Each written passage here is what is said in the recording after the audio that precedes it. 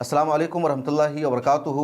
तूफ़ान अल-अक़सा ऑपरेशन का 437वां दिन है और इस हवाले से या कह लीजिए 437 दिन पूरे हो जाने पर 4 अहम ख़बरें हैं जिसका जानना आपके लिए बेहद ज़रूरी है।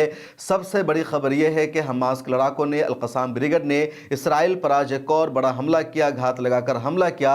एक बिल्डिंग में इजरायली आर्मी को इन लोगों ने जाल में फंसाया और उसमें 10 इजरायली आर्मी के मारे जाने की खबर है। इसके अलावा 15 से ज़्यादा इजरायली फ़ौजी ज़ख्मी भी हो गए हैं और अब इजराइल की जो रेस्क्यू ऑपरेशन टीम है वो वहाँ पर ज़ख्मी आर्मी को निकालने का काम कर रही है। तो पिछले एक हफ्ता में ये बहुत बड़ी खबर है जब अल-क़साम ब्रिगेड के लड़ाकों ने घात लगाकर हमला किया है इजरायली आर्मी पर और एक बड़ा नुकसान पहुँचाया है। इसके अलावा एक और बड़ी खबर यमन से सामने आई है। यमन के हौसियों ने मिसाइल से हमला किया है तिल अबीब पर और यह हमला इतना मुअस्सिर था, इतना ज़ोरदार था कि तिल अबीब के एयरपोर्ट को बंद करना पड़ा है और कई घंटे तक तिल अबीब एयरपोर्ट बंद रहा। हालांकि इजराइल ने यह भी दावा किया है, आईडीएफ का यह बयान भी सामने आया जिसमें कहा गया कि बहरे अहमर में जो इजराइल की मिलिट्री है, जो इजराइल की नेवी बनी हुई है, वहाँ से यमन से आने वाले मिसाइल को रोक दिया गया, उसको नाकाम बनाया गया।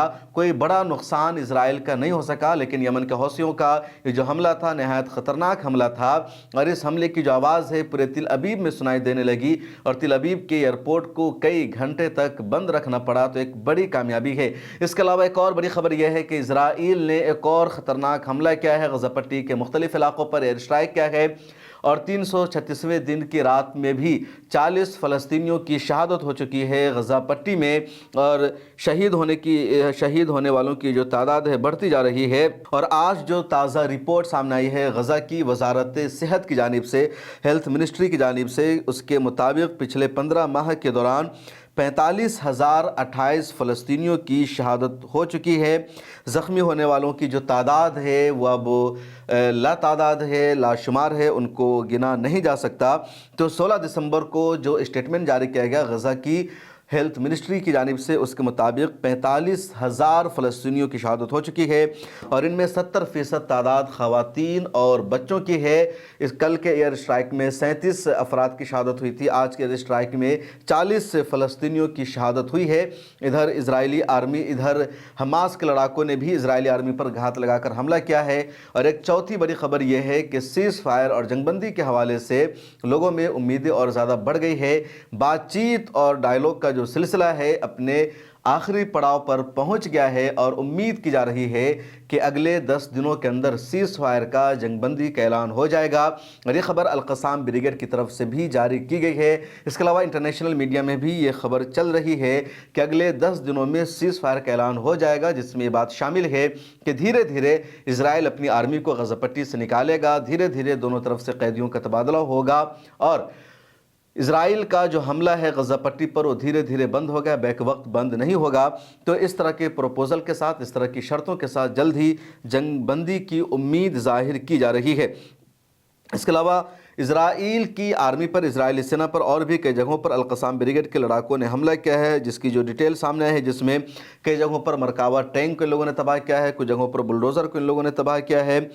इसके अलावा बैलिस्टिक मिसाइल से यमन के हौसियों ने जो हमला किया है वो हमला बहुत ज़्यादा ख़तरनाक माना जा रहा है और यमन के हौसियों की तरफ से जो हमला हुआ है उस हमले के बाद अल-क़साम ब्रिगेड ने जो स्टेटमेंट जारी किया है वो उर्दू में मैं आपको पढ़कर बताना चाहता हूँ कि यमन से मिसाइल दागे जाने के बाद सेंट्रल इजराइल के मुतअद्दिद इलाक़ों में सायरन बजने लगे। अल अरबिया के हवाले से अल-क़साम ब्रिगेड ने कहा कि यमन से तिल अबीब और सेंट्रल इजराइल की जानिब से बैलिस्टिक मिसाइल दागे गए हैं। मिसाइल की आर्जी रुकावट की वजह से तिल अबीब एयरपोर्ट को आर्जी तौर पर बंद कर दिया गया और कई घंटे बंद रहा। उसके अलावा इजरायली फ़ौज ने ऐलान किया था कि उसने यमन से बहरे रूम के ऊपर आने वाले ड्रोन को कामयाबी से मार गिराया था। इजरायली फ़ौज के बयान के मुताबिक इसराइली बेड़े में मिसाइल से लैस कश्ती ने ड्रोन को इसराइली हदूद में पहुंचने से रोक दिया। इस वाक़े की वजह से कोई भी सायरन नहीं बजाया गया। तो इस तरह की अपडेट दी गई है। उसके अलावा जंगबंदी के हवाले से भी अल-क़साम ब्रिगेड का स्टेटमेंट आया जिसमें कहा गया है कि इसराइल के जो ज़िम्मेदार है उन लोगों ने दावा किया है कि आइंदा 10 रोज़ में गज़ा की पट्टी में जंगबंदी का माहिदा तय पा सकता है और ये इजराइल के मीडिया हाउसेज़ में इस तरह की खबर सामने आई है। उसके अलावा अल-क़साम ब्रिगेड ने एक और स्टेटमेंट जारी किया जिसमें कहा गया कि इन लोगों ने 437वें दिन की सुबह में اسرائیل کے کئی ٹینکوں کو نشانہ بنایا، کئی جگہ پر اسرائیلی آرمی سے ان کی لڑائی ہوئی اور انہوں نے کافی اسرائیلی آرمی کو نقصان پہنچایا۔ اس کے علاوہ القصام بریگیڈ نے جنین اور بلتا کیمپ میں بھی اسرائیلی آرمی پر اور اس کی گاڑیوں پر حملہ کیا اور اس کو نشانہ بنایا۔ اس کے علاوہ جنین کیمپ کے ویسٹ میں جو ایک قصبہ ہے یابت کے نام سے، وہاں اسرائیل کی ایک فوجی چوکی تھی، تو اسرائیلی فوجی چوکی پر بھی ان لوگوں نے گولیوں سے حملہ کیا، اس کو نشانہ بنایا۔ اس کی ویڈیو بھی ان لوگوں نے شیئر کی ہے، لیکن میں یہاں اس ویڈیو کو دکھاؤں گا تو ہمیں اس ویڈیو کو ڈیلیٹ کرنا پڑے گا، یوٹیوب ہمیں اس کی پرمیشن نہیں دے گا، اس وجہ سے میں ویڈیو نہیں دکھا پا رہا ہوں، لیکن ٹیلی گرام پر اس طرح کی ویڈیوز موجود ہے۔ اسی طرح القدس بریگیڈ کے حوالے سے خبر آئی ہے کہ نارتھ غزہ کے جبالیہ کیمپ میں ان لوگوں نے اسرائیل کے command and control head quarter پر توپوں سے حملہ کیا ہے، جہاں سے اسرائیل اپنی پوری آرمی کو ایک طرح سے آپریٹ کرتا ہے۔ اس طرح ایک اور اپڈیٹ سامنے آئی ہے القدس بریگیڈ کی طرف سے کہ لوگوں نے جبالیہ کیمپ میں ہی ابو حسین کے اسکولوں کے آس پاس اسرائیل کے مرکاوا ٹینک پر حملہ کیا ہے اور اسرائیل کی فوجی گاڑیوں کو بھی ان لوگوں نے نقصان پہنچایا ہے۔ اس طرح کی ان تمام خبروں کے درمیان القصام بریگیڈ کا ایک اور اسٹیٹمنٹ سامنے آیا ہے، جس میں ابو عبیدہ کی طرف سے اسٹیٹمنٹ سامنے آیا ہے، جو القصام بریگیڈ کے اسپوک پرسن ہیں، اور انہوں نے اقوام متحدہ سے، یونائٹڈ نیشن سے اسرائیل کی طرف سے جاری نسل کشی کو روکنے کی اپیل کی ہے۔ اس پریس ریلیز میں کہا گیا ہے کہ غزہ پٹی میں اسرائیلی حکومت کی طرف سے نئی جارحیت پر حماس نے اپنا رد عمل دیا ہے، اور اس میں کہا گیا ہے کہ فوری طور پر اسرائیل کو جینوسائیڈ کو روکنا چاہیے، یونائٹڈ نیشن کو جو اپنی ذمہ داری ہے وہ پوری کرنی چاہیے۔ تو اس طرح کا بیان لگاتار حماس کی طرف سے آ رہا ہے، مطالبہ کیا جا رہا ہے، لیکن جو اہم خبر ہے وہ یہ کہ 437 دن پورے ہو جانے کے باوجود بھی جو حماس کے لڑاکے ہیں، جو فائٹرز ہیں، جو ان کے مجاہدین ہیں، وہ گراؤنڈ پر لگاتار موجود ہیں، ریزسٹنس میں کہیں بھی کمی نہیں آ رہی ہے۔ ایک بھی ہوسٹیج کو آزاد کرانے میں اسرائیل ابھی تک کامیاب نہیں ہو سکا۔